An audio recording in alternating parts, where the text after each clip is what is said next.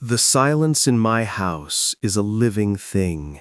It breathes in the spaces between the tick of the grandfather clock in the hall and the hum of the refrigerator. It's a different silence from the one I grew up with. That was a heavy, leaden thing, a blanket of quiet, smothering any sound of joy. This silence is my creation. It is my fortress, my weapon, and my burden. I found him this morning, standing at the living room window, staring out at the oak tree in the backyard. His left shoulder drooped, a permanent reminder of the stroke that had softened the hard edges of the man he used to be. Frank, my father, 68 years old and a ghost in my home. He was wearing the gray sweatpants and blue polo shirt my sister Carol had bought him, his uniform now. He used to wear denim and flannel, stiff with dried sweat and the fine, pale dust of drywall. That dust was his scent. It would puff from his clothes when he shrugged them off, catching in the lamplight as he settled into his worn armchair, a beer in his hand, the television droning news he never seemed to actually hear. I am 45. I have a wife, 2 children, a mortgage, and a successful renovation business that has lasted 20 years. By every objective measure, I am a man. But standing in the doorway, watching the slumped silhouette of my father, I felt the old, familiar shrinking sensation, the one that told me I was still just a boy, waiting for a nod of approval that would never come. I didn't speak. I simply watched him for a moment longer, then turned and walked into the kitchen to start the coffee. This was our ritual.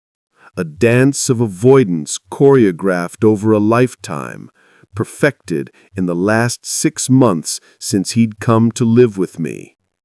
Carol had been the one to ask, "You've got the space, Mike, and you're steady. He trusts you." Trust. What a strange word to use. It implied a confidence, a faith that I would do right by him. My father didn't trust me. He simply had no other options. The stroke had left him too unsteady for the 2-story house he'd shared with my mother until her death a decade ago. A house that had felt empty even when she was alive. He couldn't drive. He needed help with his medication, with cooking, with the simple, maddening intricacies of a body that had betrayed him. I'd said yes. Not out of love, not out of duty in the warm filial sense. I said yes because the alternative was to admit that he had won, that he had hardened me so completely I was capable of turning away an old, sick man. I said yes so I could prove, once and for all, that I was nothing like him.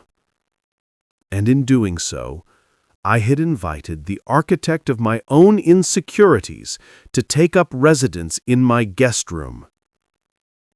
The coffee machine gurgled its final breath. I poured 2 mugs, black for him, cream and 2 sugars for me, a small rebellion against his purest tastes. I carried his mug to the living room and set it on the end table beside his preferred chair, the one that faced the television at a perfect, uncompromising angle. He was still at the window. "Coffee's on the table," I said. My voice was neutral, a weather report.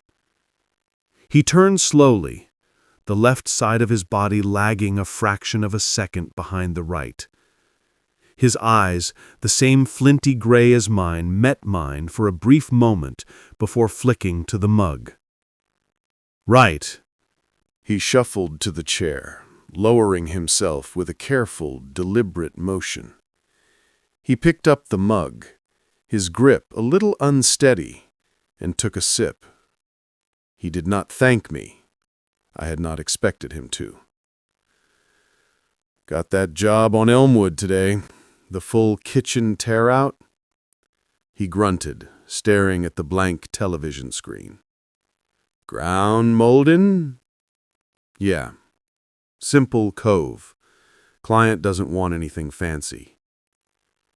"Cove is for ceilings," he said, his voice a low rumble.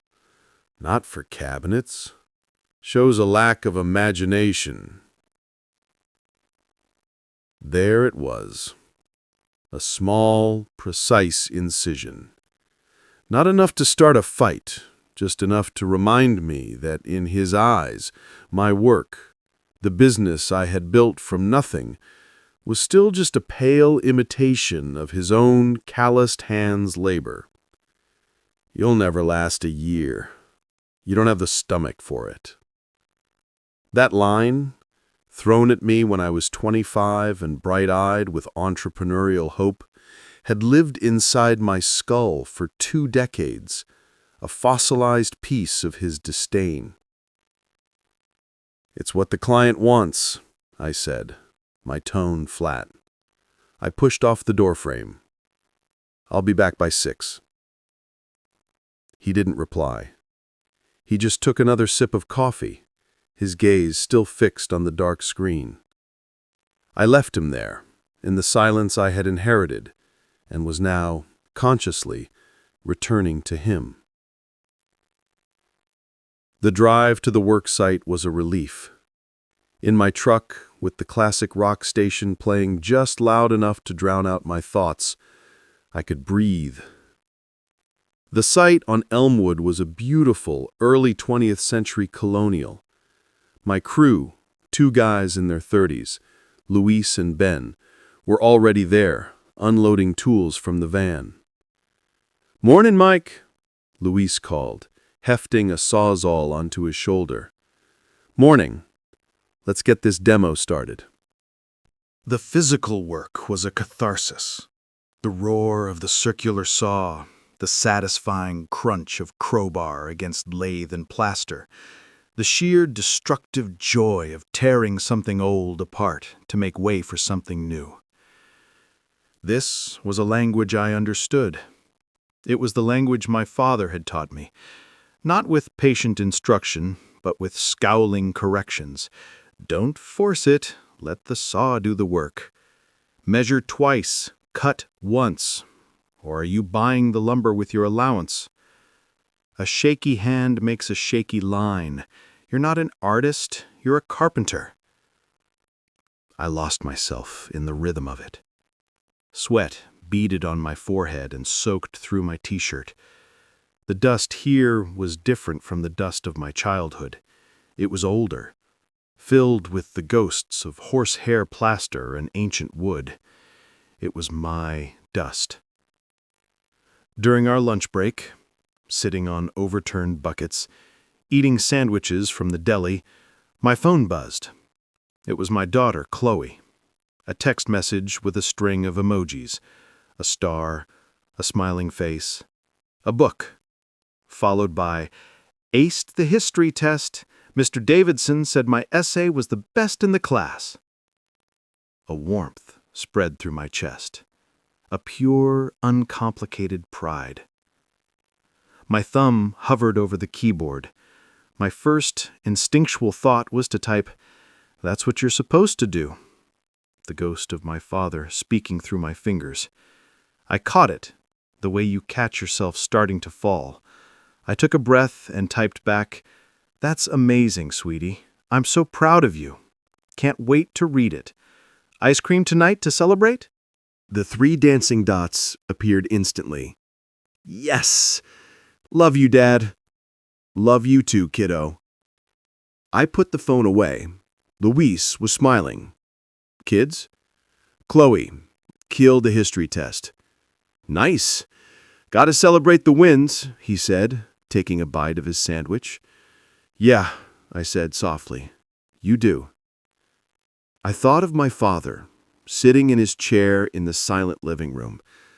I tried to picture him receiving a similar message from a young me. I tried to imagine him texting back, "I'm proud of you." The image wouldn't form. It was a cognitive impossibility, like imagining a fish riding a bicycle. That was the core of the rot, wasn't it? It wasn't the criticism, it was the absence. The absolute, vacuum-like absence of affirmation. I had spent my childhood and young adulthood trying to fill that void with achievements, like tossing stones into a bottomless well. My good grades, my first car, the launch of my business, my marriage to Susan, the births of Chloe and Sam, each one a pebble that disappeared without a sound. When I bought this house, a sturdy 3-bedroom with a big backyard, I shown him the inspection report. Proud of the solid foundation, the updated wiring. He flipped through the pages, grunted, and said, "Property taxes in this neighborhood will bury you." When Chloe was born, and I placed the tiny swaddled bundle in his arms, he looked down at her red, wrinkled face for a long moment. He didn't smile. He just said, "She's got your mother's nose," and handed her back to me. The closest he ever came was after Sam was born, a boy. He'd clapped me on the shoulder, a gesture so rare it felt like a seismic event. "All right," he'd said, "you got your boy. Now the name carries on." It wasn't pride in me. It was pride in his own lineage, as if I were merely a vessel for the hallowed family name. I finished my sandwich and stood up, my knees popping. All right, let's get this mess cleaned up and start framing that new pantry. The rest of the day was a blur of productive labor. By 5:30, the old kitchen was a gutted shell, and the skeleton of the new one was beginning to take shape. It was honest work. You could see your progress. It was the antithesis of my relationship with my father, which was a project of perpetual, invisible decay. I came home to the smell of roasted chicken. Susan, my wife, a saint of patience and warmth, had taken over the cooking since my father moved in. She believed in killing him with kindness, a strategy I found both admirable and utterly futile. You can't kill something that doesn't believe in kindness. She was at the stove, her back to me. Chloe was setting the table, and Sam, my 10-year-old, was on the floor with a Lego set. "Smells great," I said, coming up behind Susan and kissing her cheek. She leaned back into me for a second. "How was the tear-out?" "Good, messy, the usual." I looked around. "Where is he?" "In his room," she said softly. "He said he wasn't feeling too hungry." This was a new development. The first few weeks he was here, he'd sat at the table for every meal, a silent, judgmental monolith. He'd critique the way I held my fork, the fact that Sam played with his food, the loud way Chloe talked about her school day. His presence was a cold front that froze conversation in its tracks. Slowly, he'd begun retreating, claiming fatigue. I knew it wasn't fatigue. It was a tactical withdrawal. He could no longer control the narrative of the dinner table, so he was abandoning the battlefield. "I'll take him a plate," I said, feeling a complex knot of guilt and relief tighten in my stomach. I loaded a plate with chicken, mashed potatoes, and green beans and carried it down the hall to the guest room. The door was ajar. I pushed it open with my foot. He was in bed, propped up on pillows, a biography of some wartime general open on his lap. The room was neat, almost sterile. He had few personal effects: a comb, a watch, and a small framed photo of my mother on the nightstand. It was the room of a man who had never truly lived anywhere, just occupied space. "Susan made chicken," I said, placing the plate on the nightstand beside the photo. He looked from the plate to me. Told her I wasn't hungry. "You need to eat." It came out sounding more like an order than I'd intended. His eyes narrowed slightly. "I said I'm not hungry." A familiar frustration bubbled up in me. This was the same stubbornness that had defined him his whole life, the same immovable force I'd spent a lifetime crashing against. I felt the old script rising to my lips. Just eat the damn food, Dad. Don't be difficult. But I didn't.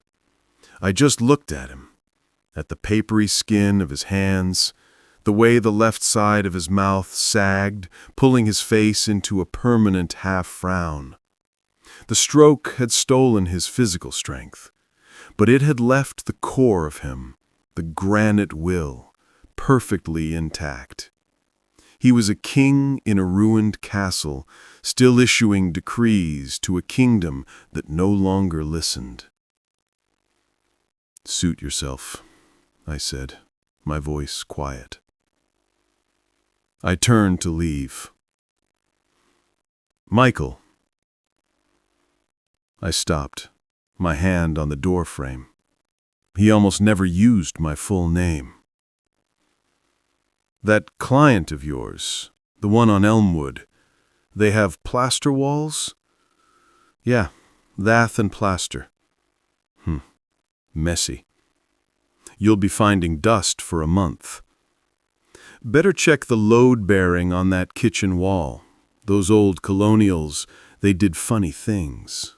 It was the most he'd said to me in a week, and it was criticism disguised as concern. A backhanded piece of advice that implied I was too incompetent to check for a load-bearing wall. The warmth I'd felt from Chloe's text, from Susan's cooking, evaporated.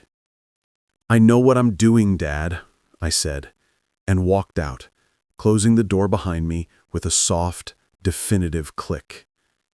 That night, lying in bed next to Susan in the dark, I stared at the ceiling. "He's never going to change," I whispered. Susan rolled onto her side to face me. I could feel her looking at me. "I know. He's in my house, eating your food, and he still can't stop himself. He still has to let me know that in his eyes, I'm still the kid who doesn't know which end of the hammer to hold. He's an old man, Mike. He's scared and he's sick. That's the only way he knows how to talk." "That's no excuse," I said, the words sharp. "It's been 45 years. It's not a language barrier, Susan. It's a choice. He chooses to be this way." She was silent for a moment. Then, "What are you going to do?" I didn't have an answer. But as I lay there, the seed of an idea began to form. It wasn't a plan born of hot anger, but of cold, weary resolution. I had tried arguing. I had tried achieving. I had tried providing for him. Nothing had worked. There was only one thing left I hadn't tried. I was going to stop trying altogether. The next morning, I didn't tell him about my day. I didn't ask him about his night. I made coffee, set his mug on the table, and said nothing. When he made a comment about the weather, "Gonna rain, should have sealed the driveway last fall," I simply nodded and picked up my keys. "Leaving," I said. He looked at me, a flicker of confusion in his eyes. He was used to my quiet resentment, my tense, clipped answers. This was different. This was nothing. A void. I was reflecting his own emotional state back at him, and for the first time, I saw a crack in his armor. He didn't know what to do with silence that wasn't his own. And so, The new routine began. The silent war. When he needed groceries, I didn't ask him for a list. I left a notepad and a pen on the countertop. He would write down milk, bread, bananas, Metamucil. I would buy them and put them away without a word. When a doctor's appointment came up, I would text my sister the details. She would call him to remind him. I would drive him there, sit in the waiting room, and drive him home. Our conversations in the car were non-existent. Dr. Evans says your blood pressure is better. Silence from me. The physical therapist gave me new exercises. A nod from me. I wasn't cruel. I was meticulously, scrupulously polite. I provided for his every physical need. The house was warm, the food was plentiful, his medication was always on time. But I had withdrawn the one thing I had been giving him for 45 years, the one thing he had always taken for granted, my emotional engagement, my desperate, yearning need for his approval. I was starving him of the very oxygen he had always breathed, my constant, striving attention. At first, he seemed to lean into it, as if it were a contest of wills he was determined to win. He'd sit in his chair for hours, the television off, just staring ahead, proving he could be more silent, more still than I could. But I had a life outside that living room. I had a wife who laughed with me, children who climbed into my lap, a job that rewarded my effort.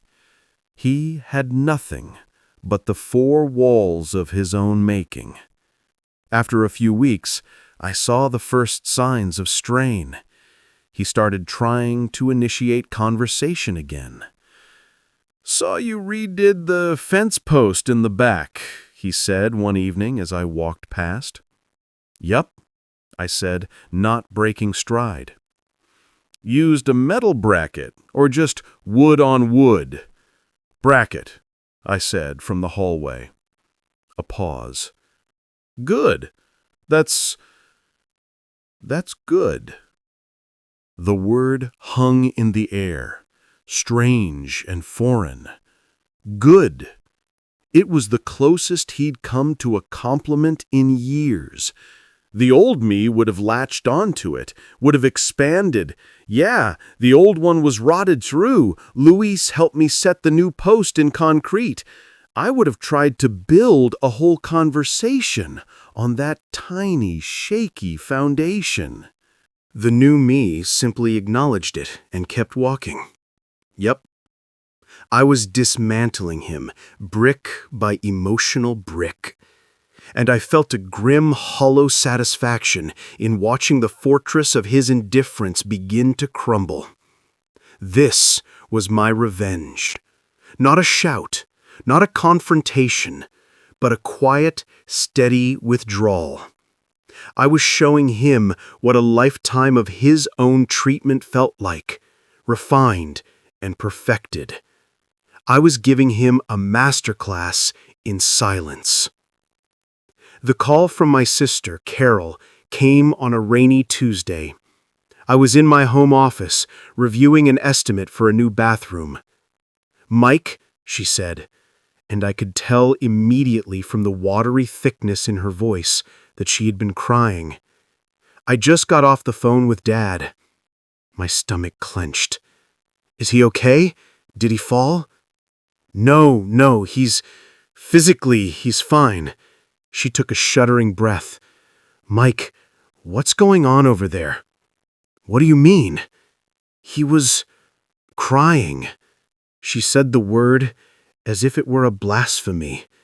"He said, 'Your brother doesn't talk to me anymore. I sit in this room all day, and he acts like I'm a piece of the furniture. Guess I deserve it.'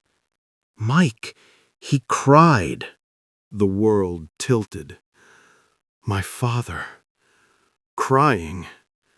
The image was as dissonant as a fish riding a bicycle.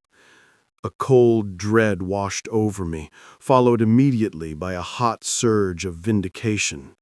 He deserves it. The thought was a clear, sharp bell in my mind. After a lifetime of making me feel small, of making me feel like my emotions were a weakness, he was finally experiencing a fraction of the pain he'd doled out. This was karma, served not with a bang, but with a whimper. Mike? Are you there? I'm here. What is he talking about? He said you just stopped talking to him. What is there to say, Carol? I said, my voice dangerously calm. He's never been interested in anything I have to say. He's only ever been interested in telling me what I'm doing wrong, so I've stopped providing him with the opportunity. So you're giving him the silent treatment? He's an old man. He had a stroke. And that gives him a license to be an asshole? To me? In my own home? The anger I had been suppressing for months finally leaked into my voice. He's been emotionally silent my entire life, Carol. You got the hugs, you got the "that's my girls," I got grunts and criticisms. So don't you dare lecture me about giving him a taste of his own medicine. He built this house. I'm just living in it. There was a long silence on the other end of the line. I could hear her processing this, the truth of it dawning on her. She had always been the peacemaker, the one who saw the good in him, the one who was shielded from the full force of his detachment by virtue of not being his son, the heir to his masculine legacy. "Oh, Mike," she said softly, I didn't realize it was that bad." "It was," I said, the fight gone out of me, leaving only a profound exhaustion. "It is." "But this isn't you. This is cold." "It's the only way I know how to survive him. I'm out of other options." We hung up shortly after, with Carol promising to come by on the weekend. I sat in my office, the estimate forgotten. I had won. I had finally gotten a reaction. I had made Frank, the immovable object, feel something. So why did it feel like I had swallowed a stone? I avoided him for the rest of the day. I heard him moving around the house, his shuffle a little slower, a little heavier. He didn't try to speak to me. The balance of power had shifted, and we both knew it. The victory was ashes in my mouth. A week later, Carol came and took him out for lunch. When they returned, he went straight to his room. Carol found me in the garage, ostensibly looking for a specific wrench. "He wants to come live with me," she said without preamble. I stopped rummaging through my toolbox. I looked at her. "Okay? Just like that? Okay?" "It's your turn, Carol," I said. "You think you can handle him better? Be my guest." "I don't think I can handle him, Mike. I think he's lonely, and he's sad, and he's my father." Her eyes were pleading. Whatever this is, it's killing him." "No," I said, turning back to my toolbox. "He's been dead for a long time. We're just now noticing." The arrangements were made with a swift, bureaucratic efficiency. Within a week, he was gone. His belongings, which were few, fit into 2 suitcases. The day he left, he stood by Carol's car in the driveway. The sun was shining. He looked smaller, somehow. Deflated. "Thank you," he said to me, his eyes on the pavement between us, for having me. It was the most polite, the most distant thing he could have said. The kind of thing you say to a hotel manager. "You're welcome," I replied, equally formal. He got into the car. Carol gave me a tight, worried hug. "Call me," she whispered. I nodded. I watched the car back out of the driveway and disappear down the street. The house was mine again. The silence was mine again. I stood there for a long time, waiting to feel free, waiting to feel relieved. I felt nothing but the vast, echoing emptiness of a battle that had ended not with a truce, but with a mutual retreat. It was only later, when I went into his room to strip the bed for washing, that I found it. A single sheet of lined notebook paper, folded in half, left on the nightstand beside the photograph of my mother. He must have written it after Carol had told him he was moving. My hands were steady as I picked it up. I unfolded it. His handwriting, once a strong, confident scrawl, was now a shaky, spidery script, the letters trailing off at the ends of words. "I don't know how to be the kind of father you needed. I only knew how to be the kind of man I thought I had to be."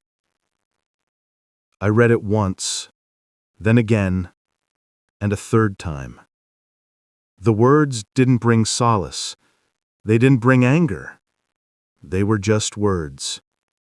A simple, stark confession. An epitaph for a relationship that had never truly lived. He had never intended to give it to me. It was a thought he'd had, a feeling he couldn't contain, but couldn't bear to deliver. He had written it down and left it behind, like a piece of trash he'd forgotten to throw away. I folded the paper and put it in my pocket. The stone I had swallowed the day Carol called was now a permanent weight in my gut. 6 months passed. The silence in the house changed again. It was no longer a weapon or a fortress. It was just silence. The kids' laughter and bickering filled it most of the time. Susan and I started talking more about things that mattered, not just the logistics of our life. The ghost had been exorcised, but the house still felt haunted by the echo of his presence. I'd talk to him on the phone sometimes, when I called Carol. Small talk, the weather, his doctor's appointments, his new medication. He never criticized. I never pushed. We were two men who had fought a long, bitter war to a stalemate, and now maintained a fragile, distant peace. One Saturday afternoon, I was in the backyard, building a new raised garden bed for Susan. Sam was helping, which mostly meant holding nails for me and asking 1,000 questions about wood grain and hammer technique. The sun was warm on my back. It was a good day. I heard the back door slide open and turned to see Chloe standing there, her face crumpled, tears streaming down her cheeks. Her phone was clutched in her hand. "What's wrong, sweetie?" I asked, immediately setting down my hammer. She ran over to me, sobbing into my shirt. "It's Maya," she choked out, referring to her best friend. She said I was a loser and that she didn't want to be friends anymore. She said it in a group chat. Everyone saw." Her small body shook with the force of her grief. It was a world-ending, heart-shattering pain, the kind only a 14-year-old girl can feel. I held her, my hand stroking her hair, and I felt it rise in me, an instinct as deep as my DNA, a sharp, impatient breath, The words formed on my tongue, ready to be launched. "Oh, stop crying, Chloe. It's not the end of the world. Toughen up. Be strong." My father's voice. His exact tone, his exact sentiment. It was in my marrow. I saw myself at her age, coming home after striking out in a little league game, tears of humiliation in my eyes. My father had been in his chair. He'd looked at me and said, "Crying won't put the ball over the fence. Go wash your face. You look like a baby." The memory was a physical blow. I looked down at my daughter, at her utter, unself-conscious sorrow. I saw the trust in her eyes, the expectation that I would make it better, or at least share the burden of her pain. I swallowed my father's voice. I pushed it down, deep into the past where it belonged.